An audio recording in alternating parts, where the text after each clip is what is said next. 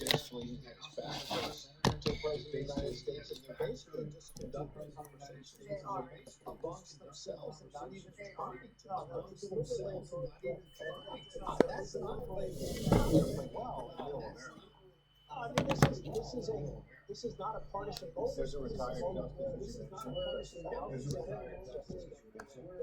This is a moment where the country comes together and listens to the president and you show a lot of respect, not for him, but for the office. That's always been the case. You have to wonder what Justice Kennedy is telling Trump in that long. Yeah, well, now he's embracing military leadership. Nobody knows if he's still because all of us, we knew we're fine. These are reshuffles now. So these are all reshuffles. We're going to need a city chart to figure that out. We turned on the defense secretary, Pete Hegseth, noted before, only got in by one vote, is already reshaping the military. Areas marching 17, of course, wearing the Trump was right about everything. Now you get a chance at USA, obviously. You can see the Speaker of the House and the Vice President and Cyber Secretary. Let's listen.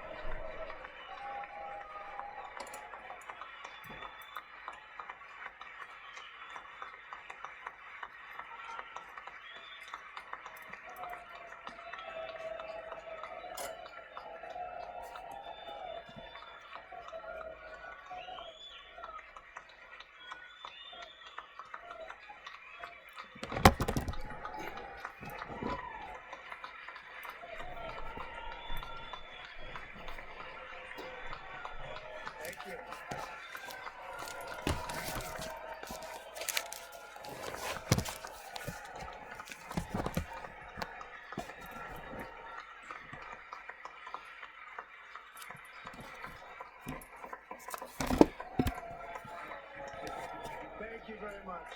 Thank you very much. Thank you very much. It's a great honor. Thank you very much. Speaker Johnson. Thank you very much.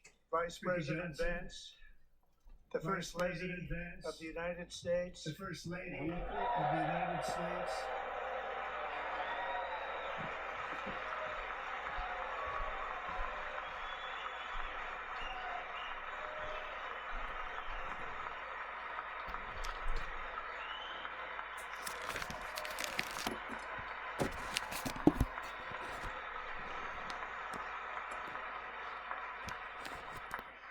Members of the United States Congress, thank you very much.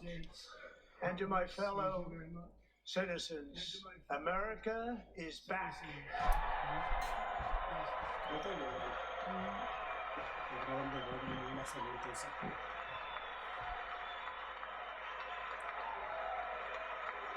Immediately.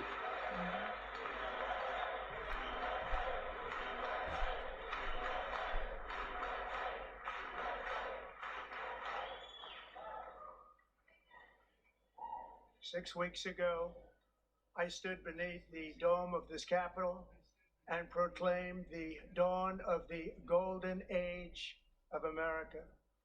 From that moment on, it has been nothing but swift and unrelenting action to usher in the greatest and most successful era in the history of our country. We have accomplished more in 43 days than most administrations accomplished in 4 years or 8 years, and we are just getting started.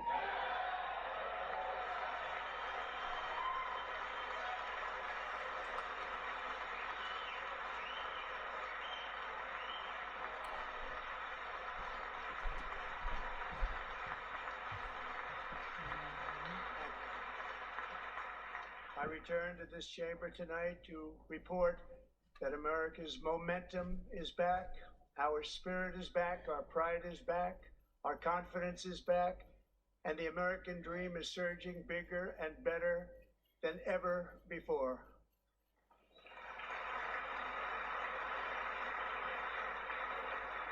The American dream is unstoppable, and our country is on the verge of a comeback, the likes of which the world has never witnessed and perhaps will never witness again. There's never been anything like it. The presidential election of November 5th was a mandate like has not been seen in many decades. We won all 7 swing states, giving us an electoral college victory of 312 votes.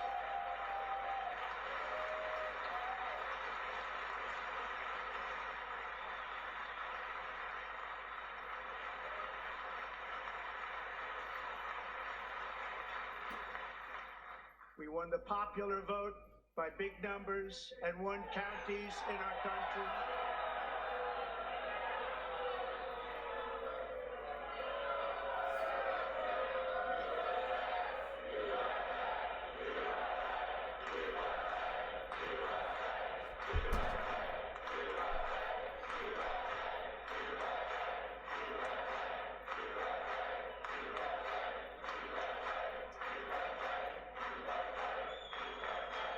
And won counties in our country, 2,700 to 525, on a map that reads almost completely red for Republican.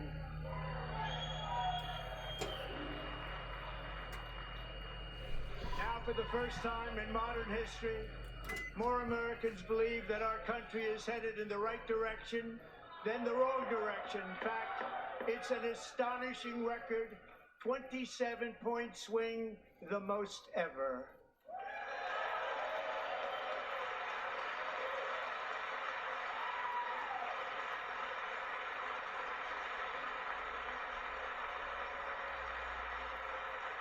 Likewise, small business optimism saw its single largest one-month gain ever recorded, a 41-point jump.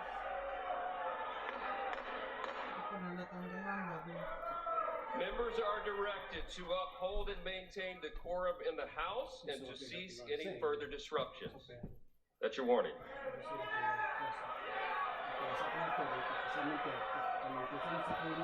Members are engaging in willful and continuing breach of decorum, and the chair is prepared to direct the Sergeant-at-Arms to restore order to the joint session.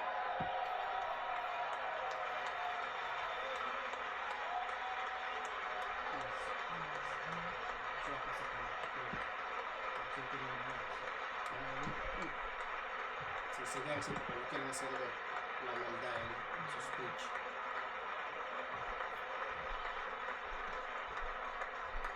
Mr. Green, take your seat. Take your seat, sir. Take your seat. Finding that members continue to engage in willful and concerted disruption of proper decorum, the chair now directs the Sergeant-at-Arms to restore order. Remove this gentleman from the chamber.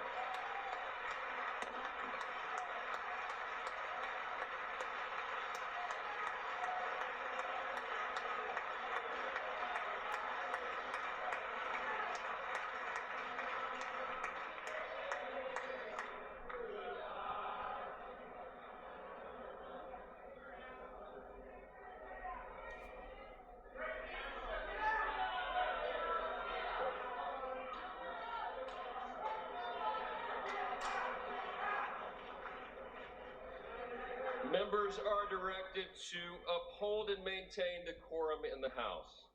Mr. President, you continue. Thank you. Over the past 6 weeks, I have signed nearly 100 executive orders and taken more than 400 executive actions, a record, to restore common sense, safety, optimism, and wealth all across our wonderful land. The people elected me to do the job, and I'm doing it.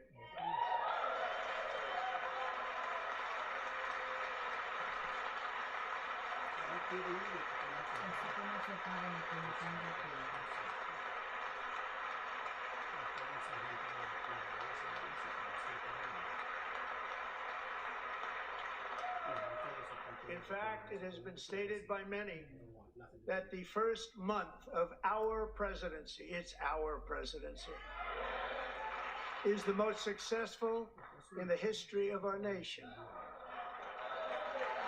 By many.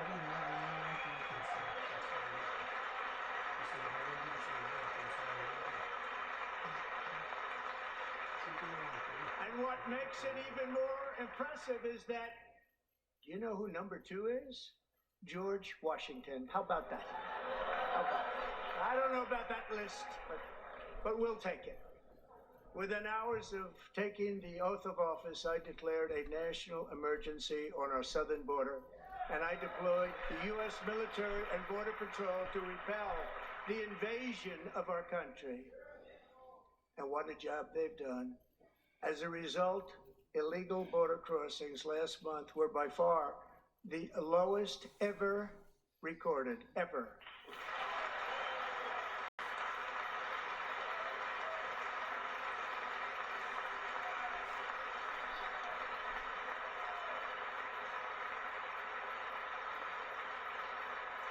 They heard my words and they chose not to come. Much easier that way. In comparison, under Joe Biden, the worst president in American history, there were hundreds of thousands of illegal crossings a month, and virtually all of them, including murderers, drug dealers, gang members, and people from mental institutions and insane asylums, were released into our country. Who would want to do that? This is my 5th such speech to Congress.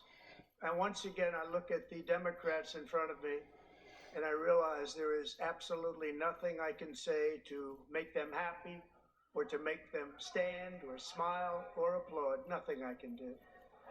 I could find a cure to the most devastating disease, a disease that would wipe out entire nations, or announce the answers to the greatest economy in history, or the stoppage of crime to the lowest levels ever recorded.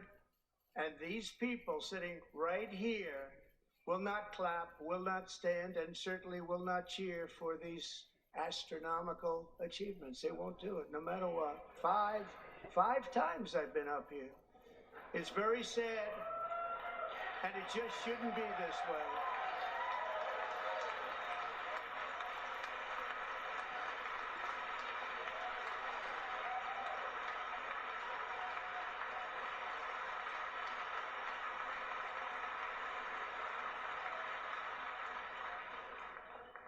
So Democrats sitting before me, for just this one night, why not join us in celebrating so many incredible wins for America? For the good of our nation, let's work together and let's truly make America great again.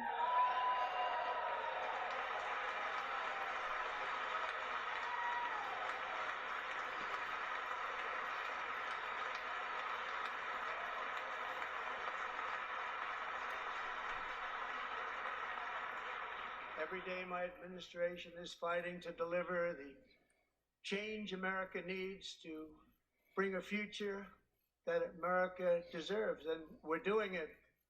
This is a time for big dreams and bold action. Upon taking office, I imposed an immediate freeze on all federal hiring, a freeze on all new federal regulations, and a freeze on all foreign aid.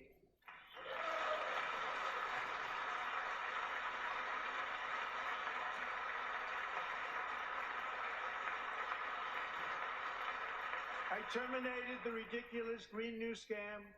I withdrew from the unfair Paris Climate Accord, which was costing us trillions of dollars that other countries were not paying. I withdrew from the corrupt World Health Organization.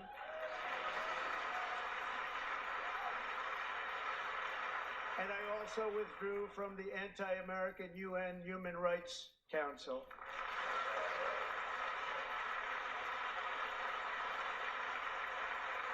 We ended all of Biden's environmental restrictions that were making our country far less safe and totally unaffordable. And importantly, we ended the last administration's insane electric vehicle mandate, saving our auto workers and companies from economic disruption.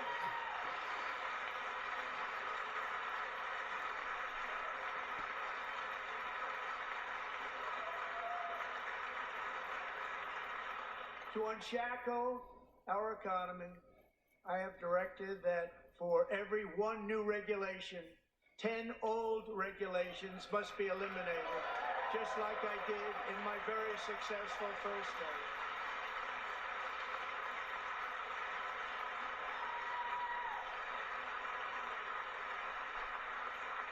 And in that first term, we set records on ending unnecessary rules and regulations like no other president had done before. We ordered all federal workers to return to the office. They will either show up for work in person or be removed from their job.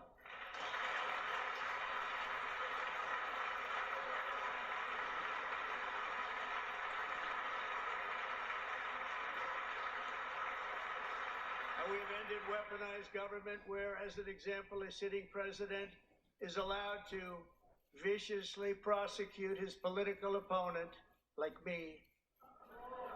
How did that work out? Not too good. Not too good.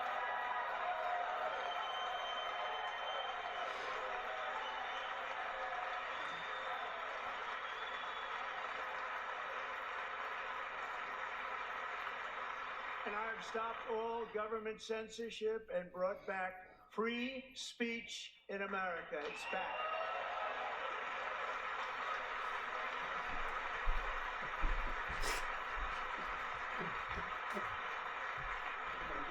And 2 days ago, I signed an order making English the official language of the United States of America.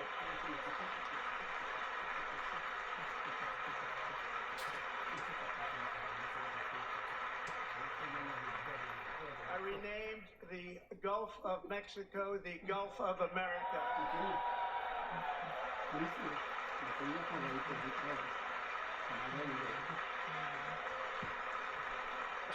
And likewise, I renamed, for a great president, William McKinley, Mount McKinley again.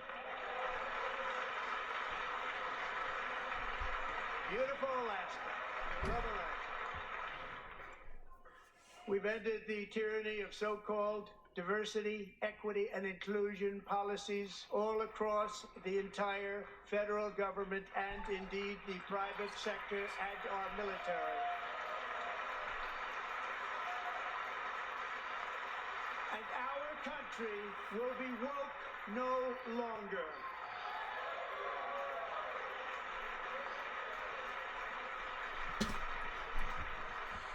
We believe that whether you are a doctor, an accountant, a lawyer, or an air traffic controller, you should be hired and promoted based on skill and competence, not race or gender.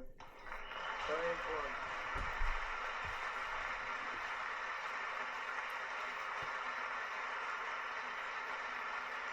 You should be hired based on merit. And the Supreme Court, in a brave and very powerful decision, has allowed us to do so. Thank you. Thank you very much.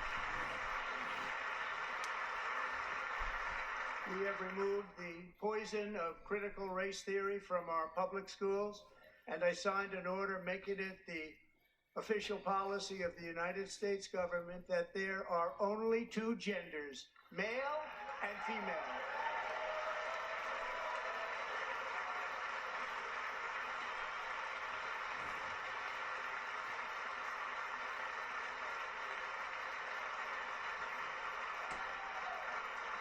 I also signed an executive order to ban men from playing in women's sports.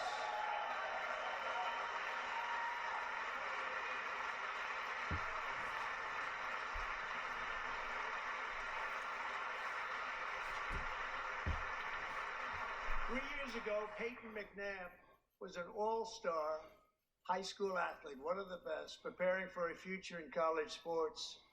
But when her girls' volleyball match was invaded by a male, he smashed the ball so hard in Peyton's face, causing traumatic brain injury, partially paralyzing her right side and ending her athletic career. It was a shot like she's never seen before. She's never seen anything like it.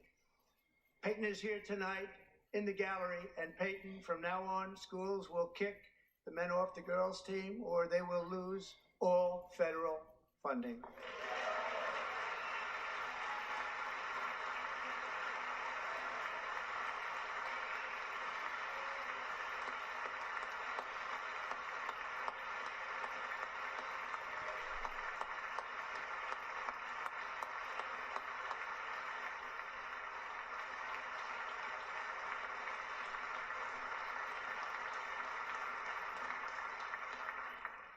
If you really want to see numbers, just take a look at what happened in the women's boxing, weightlifting, track and field, swimming, or cycling, where a male recently finished a long-distance race 5 hours and 14 minutes ahead of a woman for a new record by 5 hours.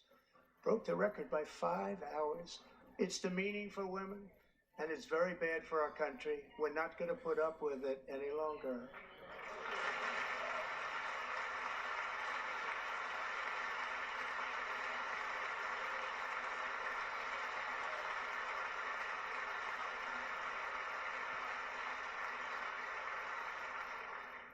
What I have just described is only a small fraction of the common sense revolution that is now, because of us, sweeping the entire world.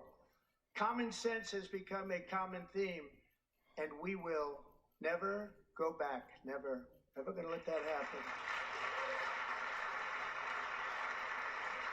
Among my very highest priorities is to rescue our economy and get dramatic and immediate relief to working families.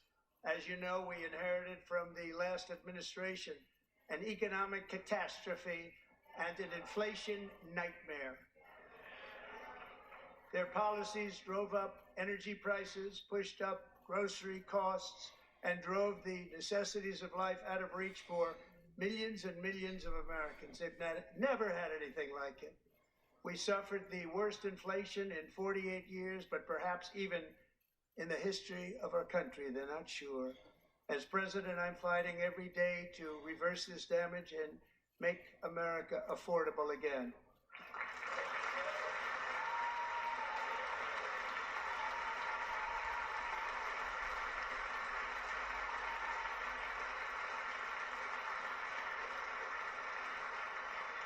Joe Biden especially let the price of eggs get out of control.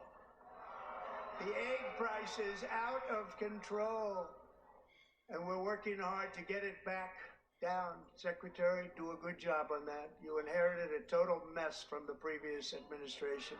Do a good job.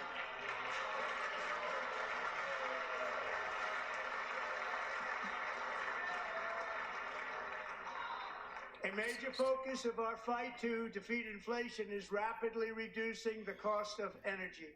The previous administration cut the number of new oil and gas leases by 95%, slowed pipeline construction to a halt, and closed more than 100 power plants. We are opening up many of those power plants right now.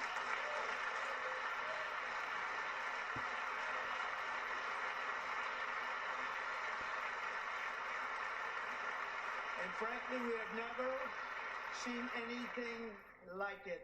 That's why on my first day in office, I declared a national energy emergency. As you've heard me say many times, we have more liquid gold under our feet than any nation on earth, and by far. And now I fully authorize the most talented team ever assembled to go and get it. It's called Drill, Baby, Drill.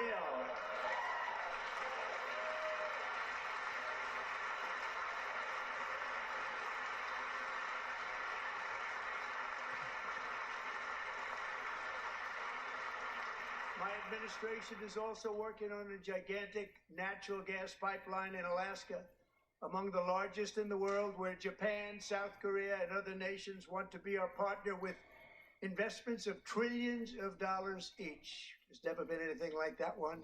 It will be truly spectacular. It's all set to go. The permitting is gotten.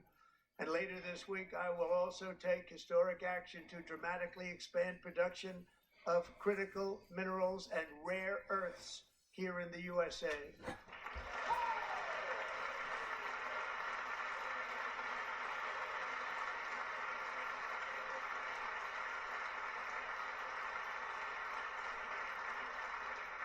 To further combat inflation, we will not only be reducing the cost of energy, but will be ending the flagrant waste of taxpayer dollars.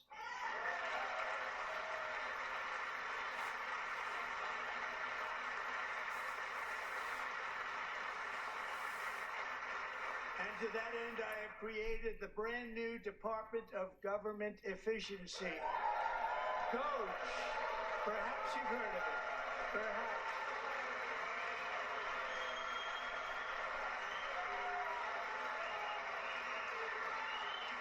Which is headed by Elon Musk, who is in the gallery tonight.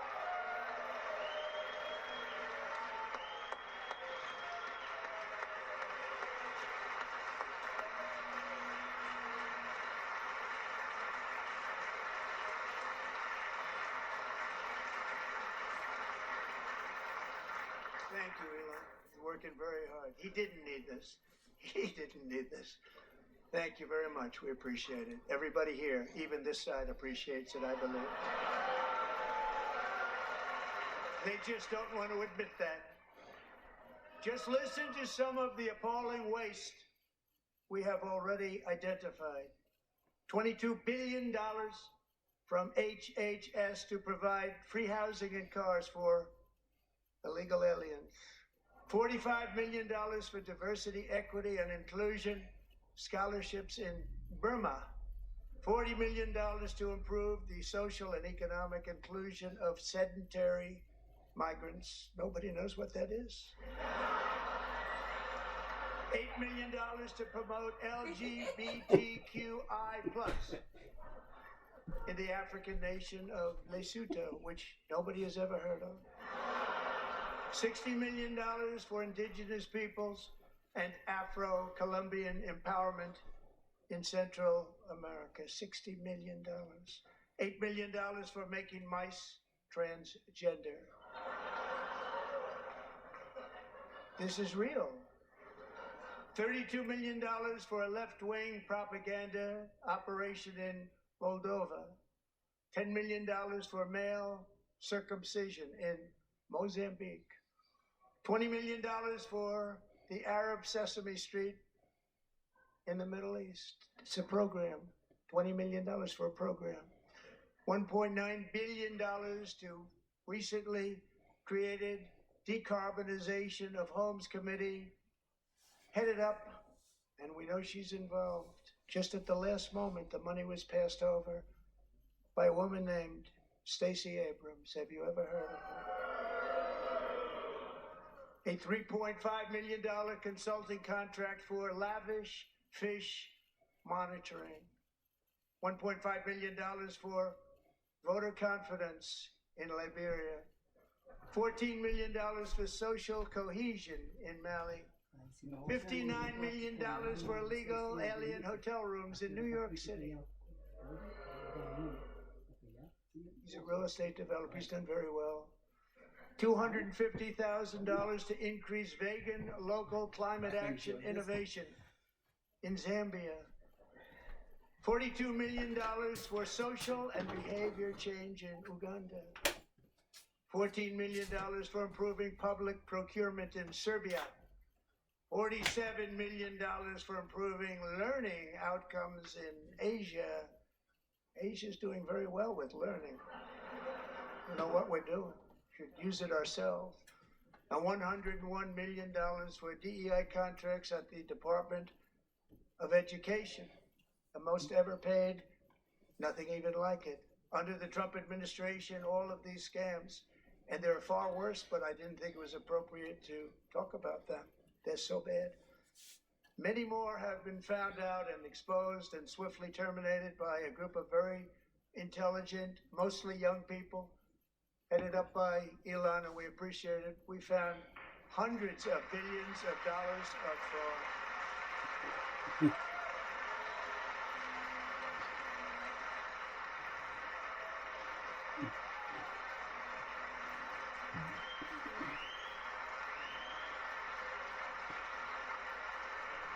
And we've taken back the money and reduced our debt to fight inflation and other things. Taking back a lot of that money. We got it just in time. This is just the beginning. The Government Accountability Office, a federal government office, has estimated annual fraud of over $500 billion in our nation, and we are working very hard to stop it. We're going to. We're also identifying shocking levels of incompetence and probable fraud in the Social Security program for our seniors, and that our seniors and people that we love rely on. Believe it or not, government databases list 4.7 million Social Security members from people aged 100 to 109 years old. It lists 3.6 million people from ages 110 to 119. I don't know any of them. I know some people that are rather elderly, but not quite that elderly. 3.47 million people from ages 120 to 129. 3.9 million people from ages 130 to 139. 3.5 million people from ages 140 to 149. And money is being paid to many of them. And we're searching right now. In fact, Pam, good luck. Good luck. You're going to find it. But a lot of money is paid out to people because it just keeps getting paid, and nobody does. And it really hurts Social Security. It hurts our country. 1.3 million people from ages 150 to 159, and over 130,000 people, according to the Social Security databases, are age over 160 years old. We have a healthier country than I thought, Bobby.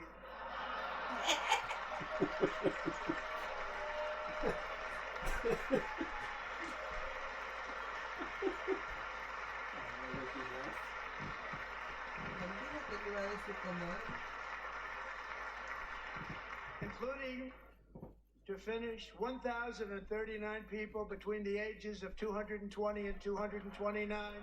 One person between the age of 240 and 249. And one person is listed at 360 years of age. More than 100 years.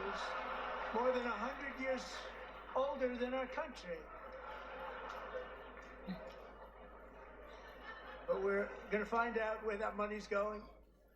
And it's not going to be pretty. By slashing all of the fraud, waste, and theft we can find, we will defeat inflation, bring down mortgage rates, lower car payments and grocery prices, protect our seniors, and put more money in the pockets of American families.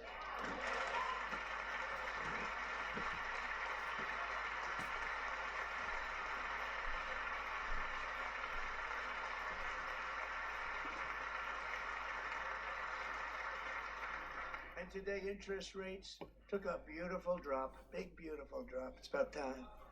And in the near future, I want to do what has not been done in 24 years, balance the federal budget. We're going to balance it.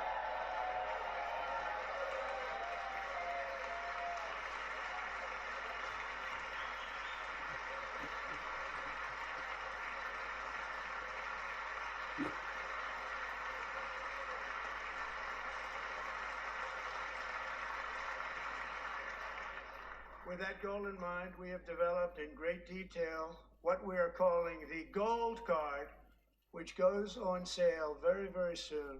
For $5 million, we will allow the most successful job-creating people from all over the world to buy a path to U.S. citizenship. It's like the green card, but better and more sophisticated.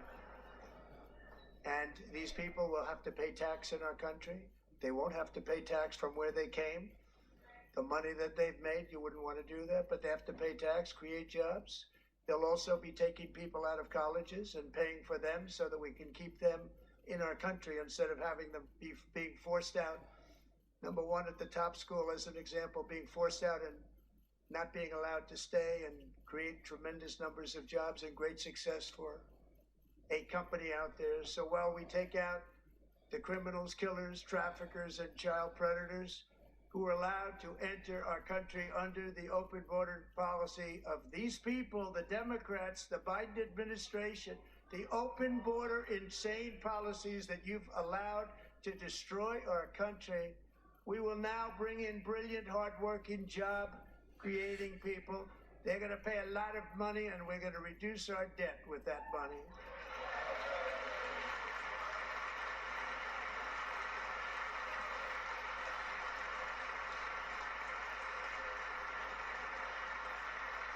Americans have given us a mandate for bold and profound change. For nearly 100 years, the federal bureaucracy has grown until it has crushed our freedoms, ballooned our deficits, and held back America's potential in every possible way. The nation founded by pioneers and risk takers now drowns under millions and millions of pages of regulations and debt. Approvals that should take 10 days to get instead take 10 years, 15 years, and even 20 years before you're rejected. Meanwhile, we have hundreds of thousands of federal workers who have not been showing up to work. My administration will reclaim power from this unaccountable bureaucracy, and we will restore true democracy to America again.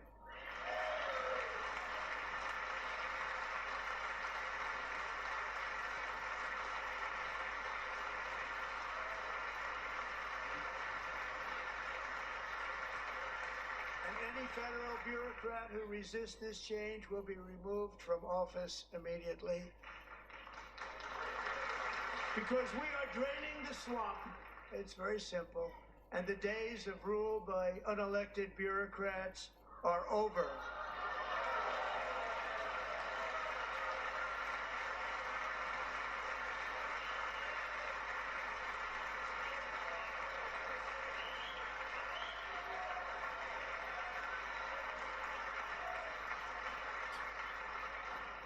And the next phase of our plan to deliver the greatest economy in history is for this Congress to pass tax cuts for everybody. They're in there, they're waiting for you to vote.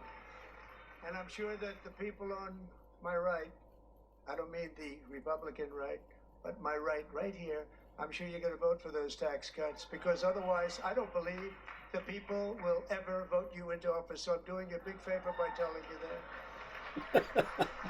But I know this group is going to be voting for the tax.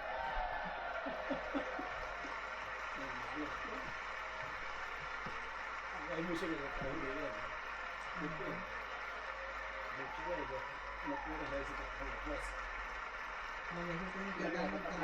very, very big part of our plan. We had tremendous success in our first term. A very big part of our plan. We're seeking permanent income tax cuts all across the board. And to get urgently needed relief to Americans hit especially hard by inflation, I'm calling for no tax on tips, no tax on overtime, and no tax on Social Security benefits for our great seniors.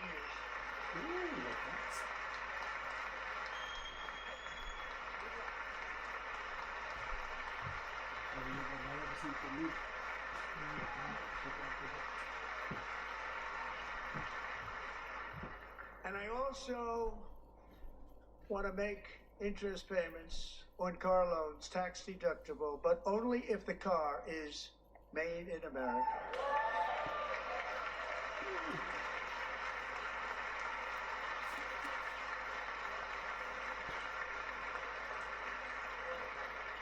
And by the way, we're going to have growth in the auto industry like nobody's ever seen. Plants are opening up all over the place. Deals are being made. Never seen. That's a combination of the election win and tariffs. It's a beautiful word, isn't it? That, along with our other policies, will allow our auto industry to absolutely boom. It's going to boom. Spoke to the majors today, all three, the top people, and they're so excited. In fact, already numerous car companies have announced that they will be building massive automobile plants in America, with Honda just announcing a new plant in Indiana, one of the largest anywhere in the world.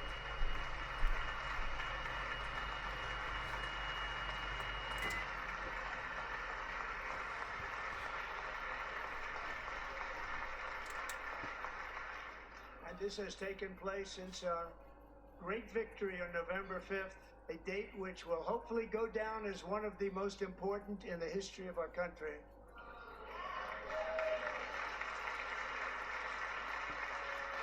In addition, as part of our tax cuts, we want to cut taxes on domestic production and all manufacturing. And just as we did before, we will provide 100% expensing. It will be retroactive to January 20th, 2025. And it was one of the main reasons why our tax cuts were so successful in our first term, giving us the most successful economy in the history of our country. First term. We had a great first term.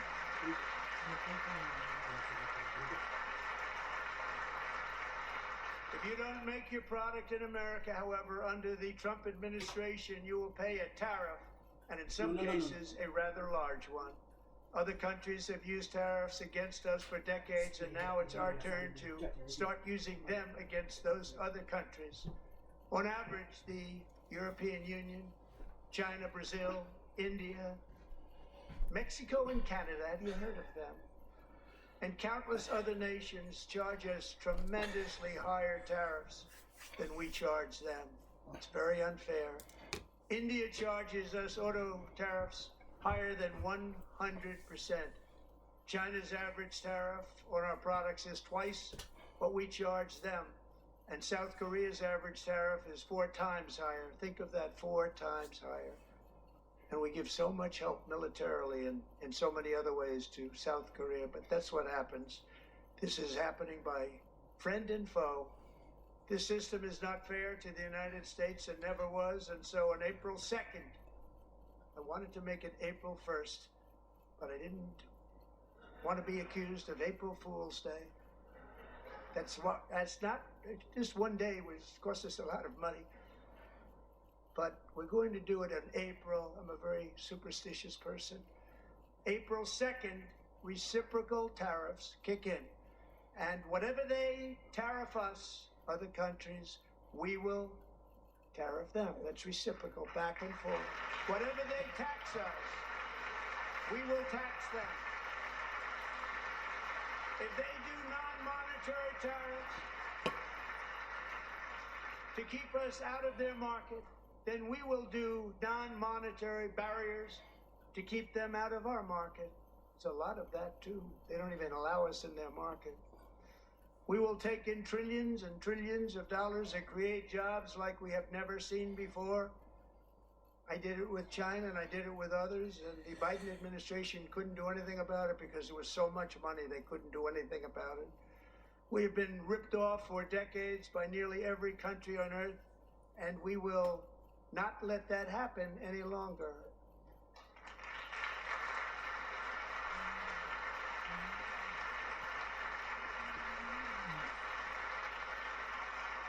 Much has been said over the last 3 months about Mexico and Canada, but we have very large deficits with both of them. But even more importantly, they've allowed fentanyl to come into our country at levels never seen before, killing hundreds of thousands of our citizens and many very young, beautiful people, destroying families.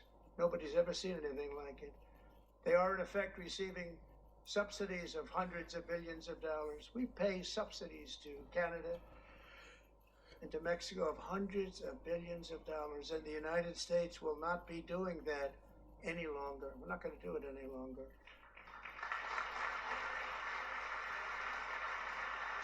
Thanks to our America First policies we're putting into place, we have had $1.7 trillion of new investment in America in just the past few weeks. The combination of the election and our economic policies that people of SoftBank, one of the most brilliant anywhere in the world, announced a $200 billion investment. OpenAI and Oracle, Larry Ellison, announced $500 billion investment, which they wouldn't have done if Kamala had won.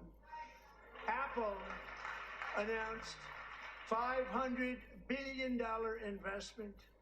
Tim Cook called me. He said, I cannot spend it fast enough. It's going to be much higher than that, I believe. They'll be building their plants here instead of in China.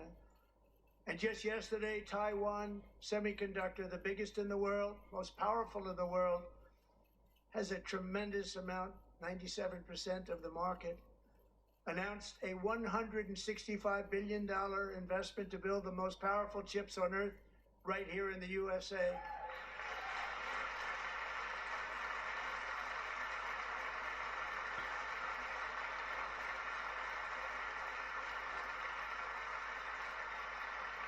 And we're not giving them any money. Your CHIPS Act is a horrible, horrible thing. We give hundreds of billions of dollars, and it doesn't mean a thing. They take our money and they don't spend it. All that meant to them, we're giving them no money. All that was important to them was they didn't want to pay the tariffs, so they came and they're building, and many other companies are coming. We don't have to give them money. We just want to protect our businesses and our people. And they will come because they won't have to pay tariffs if they build in America. So it's very amazing. You should get rid of the CHIP Act, and whatever's left over, Mr. Speaker, you should use it to reduce debt or any other reason you want to.